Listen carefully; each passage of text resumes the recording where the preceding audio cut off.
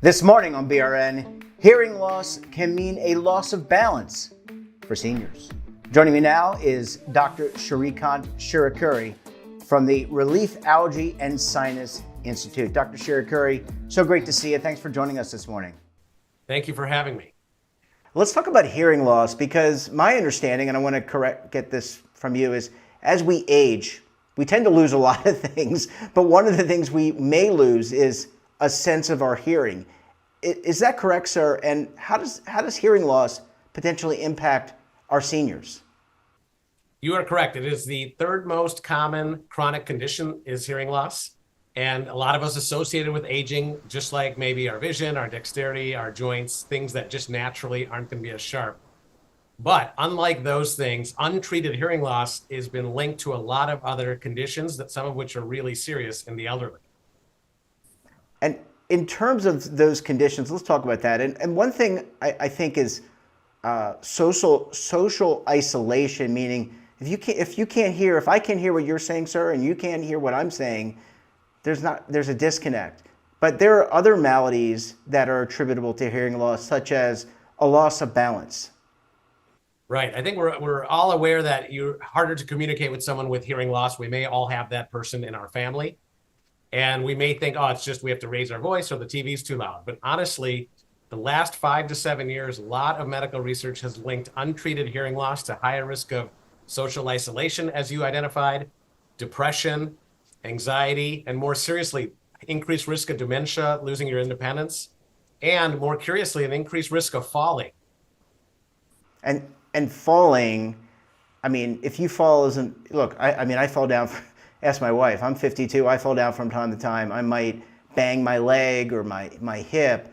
If a senior falls due to osteoporosis, they could have some significant damage to their bodies, and it can create a whole catastrophic set of events, sir. That is right. It's actually a leading cause of death in the elderly is falls. And, certainly morbidity in terms of having to have surgery and rehab and then losing your mobility and independence. And we think about that. Why are we thinking that falls and hearing loss are linked? Maybe you think, I'm stumbling, or the shoe didn't fit, or the balance is off. So it turns out there are 3 inputs to the brain that help us keep our balance. One is the eyes. It's, as you know, harder to see in the dark and you might stumble. One is the joints of the feet. And the other is the hearing. And the hearing is the one that's neglected. But actually, anatomically, the nerve that controls hearing, it's called the vestibulocochlear nerve. It's both hearing and balance. Vestibular means balance. And so as our hearing degrades, so does our balance. And we don't think about the balance part, which could be really serious. So, doctor, can we test for this?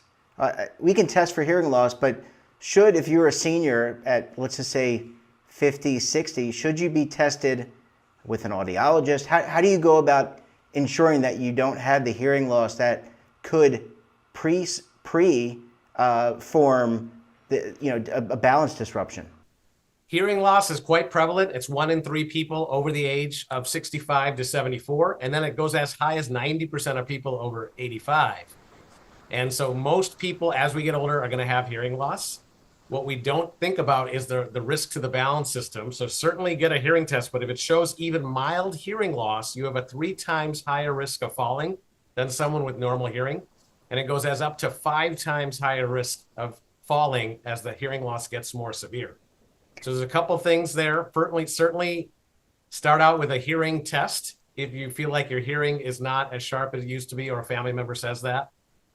And the other things you can do specifically for the balance are, if you feel like you're stumbling or you are finding your way, it's very important, and I order this every week on patients, is physical therapy for the balance system.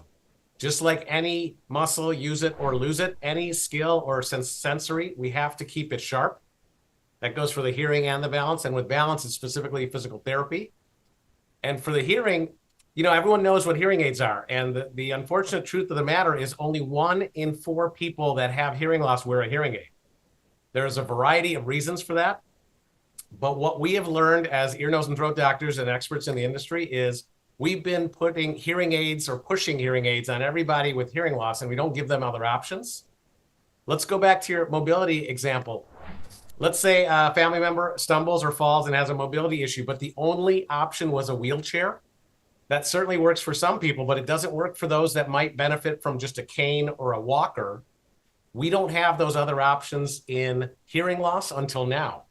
And so the key we know from the medical studies, we've just got to keep the ears sharp. The ear and brain connection keeps that both the hearing and the balance sharp. If you tried hearing aids or you don't want a hearing aid, there are now other options. I'm actually wearing a device. It's an FDA registered device called ClearCast. It's a conversation amplifying wearable that you wear around your neck. It has a hearing aid component here, a very comfortable earbud that you put in when you want to hear. And it can rest down on your shirt or shoulders when you don't want to hear. But it is another way we can keep the hearing and the balance system sharp because it engages that part of the brain and the ear anatomy. And that is, I think, going to be a big breakthrough to help people understand that, hey, if you have trouble hearing, you're not only going to have this one option, there are other options as well. And, is there a stigma? I can think about the old, I'm 52 years old, as I said, so I remember the old form of hearing aids where they were external, sit above your ear or on your ear, and you can see it. But today, doctor, they're so tiny that you don't even see them. So why the hang up with people not wanting to wear them? Is it maybe they just don't want to hear the people, their loved ones? They have a wife or a husband they don't want to hear. Right. So I think most people would like to hear, but you're correct. Hearing aids have a stigma. They used to be clunky looking, for lack of a better word, and they are now much more technologically advanced. They are more invisible. They are rechargeable, so you don't have to change batteries. They can connect to a smartphone, so they're more capable. They're even more available. They're now over the counter for early stage hearing loss, and they're more affordable if you go with the over the counter or other options. But despite all of that advancement, it's only 24% of people with hearing loss wear hearing aids. So you know what that tells us? This is not a marketing problem. This is not a product problem. This is the fact that people want other options besides hearing aids to help them hear better. So those options, I'm sorry, doctor, finish your thought. Just going to say that's where I think the industry's been missing is we keep making these amazing things that might be really good for people your age or my age. I'm also 52. They connect to the smartphone, they do automatic this, they do that. But that's actually really complicated for someone elderly to have to open up a smartphone, go to an app, make a change just to change the volume. Yeah. A lot of people don't want the complexity.